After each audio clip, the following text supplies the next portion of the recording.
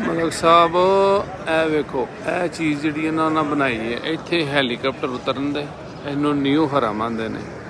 ਇਹ ਫੁੱਲ ਬੰਦ ਸੀ ਲੇਕਿਨ ਓਪਨਿੰਗ ਕਰ ਦਿੱਤੀ ਇਹਨਾਂ। ਤੇ ਇਹ ਚੀਜ਼ਾਂ ਨਾ ਇੱਥੇ ਉਹ ਕੁਛ ਹਾਜੀਆਂ ਵਾਸਤੇ ਬਣਾਉਣ ਦੇ, ਕਾਫੀ ਸ਼ਾਪ ਕੁਛ ਇਹਨਾਂ ਹਰਮ ਵਾਸਤੇ ਰੱਖਣਾ ਹੈ, ਠੀਕ ਹੈ। ਪਿੱਛੇ ਬਿਲਡਿੰਗਾਂ ਨੇ ਜਿੱਥੇ ਹਾਜੀ ਰਹਿੰਦੇ। ਤੇ ਇੱਕ ਹੈ ਵੇ, ਮਤਲਬ ਇਸ ਤਰ੍ਹਾਂ ਹੈਲੀਪੈਡ ਇਹਨਾਂ 3 ਬਣਾਏ ਨੇ। ਇੱਕ ਹੈ, ਇੱਕ ਇਸ ਤੋਂ ਪਿੱਛੇ ਵੇ, ਠੀਕ ਹੈ, ਬੜਾ ਵੱਡਾ ਬਣਿਆ ਹੈ। ਤੇ ਉਸ ਤੋਂ ਬਾਅਦ ਮਤਲਬ ਇਹ ਹੈਲੀਪੈਡ ਹੈ ਨਾ, ਇੱਥੇ ਹੈਲੀਕਾਪਟਰ ਲੱਥਣਾ। ਤੇ ਇਹ ਚੀਜ਼ਾਂ ਜਿਹੜੀਆਂ ਨਾ,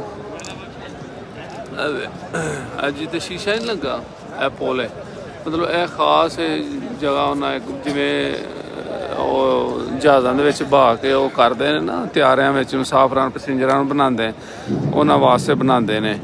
ਇਸ ਤਰ੍ਹਾਂ ਇਹ ਚੀਜ਼ ਬਣੀ ਹੈ। ਇਹ ਸਿੱਧਾ ਇਹਨਾਂ ਨੂੰ ਨਾ ਖਾਨੇ ਕਾਬੇ ਦੇ ਕੋਲ ਅੰਦਰ ਹਰਮ ਦੇ ਵਿੱਚ ਲੈ ਕੇ ਜਾਏਗੀ। ਯਾਨੀ ਜਿਵੇਂ ਆਮ ਹਾਜੀ ਨੂੰ ਬੜਾ ਟੁਰਨਾ ਪੈਂਦਾ, ਬੜੀ ਸਟਰਗਲ ਹੈ ਨਾ, ਉਹ ਕੰਮ ਨਹੀਂ ਹੋਏਗਾ। ਜਿਹੜੇ VVIP ਹੋਣ ਦੇ ਲੋਕ, ਉਹਨਾਂ ਵਾਸਤੇ ਆਇਆ ਹੈ, ਠੀਕ ਹੈ। ਉਹ ਤੇ ਉਤਰੇਗਾ ਸਭ। ਹਾਂਜੀ,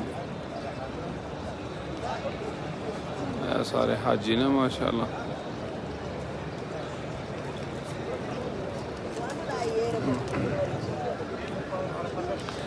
ਇਹ ਬਹੁਤ ਬੜਾ, ਬਹੁਤ ਵੱਡਾ, ਬਹੁਤ ਵੱਡਾ ਹੈ।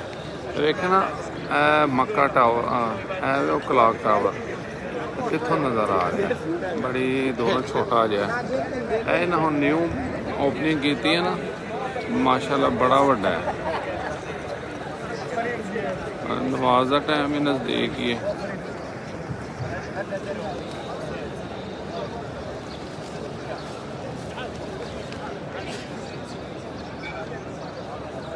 ਬੰਦਿਆਂ ਦੀ ਲਹਿਦ ਹੈ, ਜੈਂਟਸ ਤੇ ਲੇਡੀਜ਼ ਵੱਖਰੀ। ਉਹਨਾਂ ਲਹਿਦਾ ਮਸਾਲੇ ਬਣਾਏ ਨੇ ਨਾ। ਓਕੇ ਇਮਰਾਨ ਸਾਹਿਬ, ਉਹ ਜ਼ਮਜ਼ਮ ਜੇ